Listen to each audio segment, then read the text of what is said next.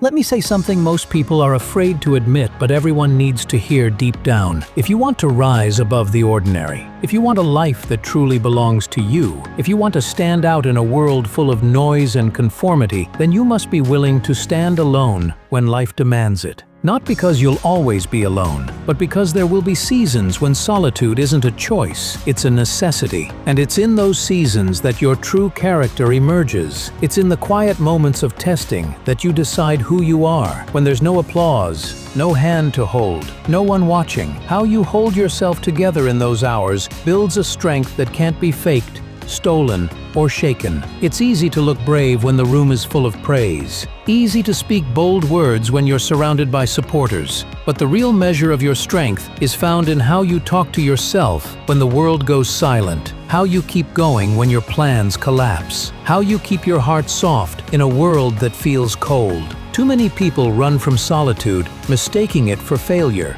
They see an empty room and assume they're not enough. They hear silence and think something's wrong. But the truth is, there's a quiet power in being alone, wisdom in the stillness, depth that only reveals itself when the noise fades. There's something sacred about learning to be your own safe place, your own encouragement, your own anchor. Because here's the hard truth. There will be days when no one checks in, when your phone stays silent, when the people you thought would always be there aren't, when promises turn to silence, and presence fades without warning. And that's when you discover what you're really made of. That's when you learn to lean on discipline, not validation. That's when you stop asking for permission to be worthy. That's when you decide your value isn't dependent on who shows up or who stays. You build yourself into someone who doesn't crumble when others walk away, who doesn't second guess when others doubt, who stays focused when the plan changes. Because people will come and go. Some will love you deeply, some will betray you quietly, some will only stay long enough to drain your energy.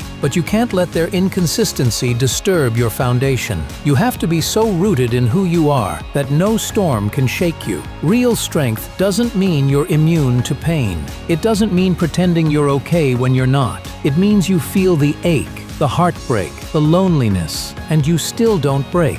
You cry, but you don't collapse. You hurt, but you don't lose hope. You bend, but you don't shatter. That's true resilience, built when there's nothing left to lean on but your own resolve. And yes, it's hard. It's hard watching others surrounded by support while your path feels quiet, heavy, and invisible. But don't confuse quiet with empty. Don't mistake stillness for stagnation. Sometimes, life pulls you from the crowd because something in you is being forged that can't be built in front of an audience. Sometimes, your deepest transformation happens in the shadows. That's where the noise fades and you finally hear your own truth. That's where you confront your patterns, face your fears, learn that you are not defined by applause. And when everything else is tested, that version of you, the one who stood strong in silence, will be the one who gets you through. That's the self that endures betrayal, heartbreak, closed doors, and loneliness. Real strength isn't built in the spotlight. It's proven in the unseen hours. It's about how you show up for yourself, not how many people show up for you. People fear being alone because they've never learned how to sit in silence with themselves. They chase distractions, relationships, noise, anything to avoid hearing their own thoughts. But when you find the courage to sit with your soul in silence,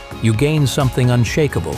You realize you are already whole. You are already enough. So if your phone is quiet tonight, see it not as a void, but as an invitation. Use the silence to build something solid within. Reconnect with the version of you that doesn't fold under pressure. Because one day, that quiet, grounded, unshakable self will carry you through storms that would break others. Be alone when you must. Be strong because you've chosen to be. And watch how your life changes the moment you stop fearing your own company and start trusting your own strength. Understand this deep in your bones. When you become at peace in your own presence, you become a threat to anything that once tried to keep you small. A threat to mediocrity, to the habits that used to chain you, to the people who once manipulated your longing for connection. Because now, your peace isn't up for negotiation. Your worth isn't determined by who stays. Your purpose doesn't shrink when the room is empty. You become your own sanctuary, your own source of power. Don't get it twisted. This doesn't mean you won't have good people around you one day.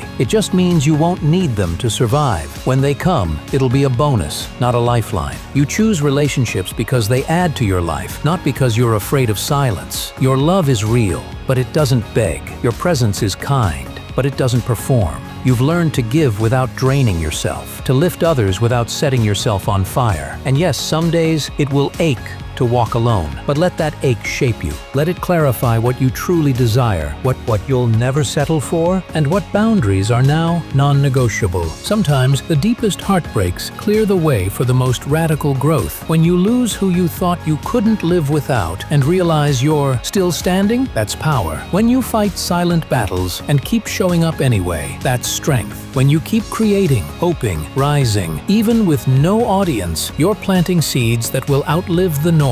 So, if this is your season of solitude, don't see it as punishment. See it as preparation. Life isn't withholding support. It's shaping you to carry more. God isn't abandoning you. He's building your foundation before He elevates you. Before you're trusted with more, you're strengthened for it. This is where resilience is born. In the hidden hours, in the quiet choices, in the decision to pick purpose over distraction and peace over people-pleasing. Make yourself solid, not because you're destined to do life alone, but because when the storms come, and they will, you won't crack. You won't beg to be saved. You won't shrink to fit who you used to be. You'll adapt. You'll rise. You'll keep moving. And when you come out on the other side, you'll be stronger, clearer, and more certain than ever of who you are and what you'll never allow again. That's the hidden blessing of walking alone. You come home to yourself. You realize you've always been the foundation you were seeking. And if you've drawn boundaries, reclaimed your peace, stood firm in your truth, what comes next is calm. A peace that doesn't apologize for existing. Because in a world that tries to take from you without asking, here's what you must remember. Just because someone wants your energy doesn't mean they're entitled to it. Just because someone asks doesn't mean you owe them. Your peace is not passive, it's active. It's earned through difficult choices and protected by unapologetic boundaries. And when someone tries to violate that peace, even your silence will speak volumes. You weren't born to explain yourself to people who refuse to understand. You're not here to fix what others won't fix for themselves. Your clarity, your mental health, your spirit, they matter. So when something threatens that, step back, protect what's sacred. You don't need to argue. You don't need to apologize. You don't need to justify your wholeness. Because the moment you decided to be complete on your own, that was the moment you became unstoppable.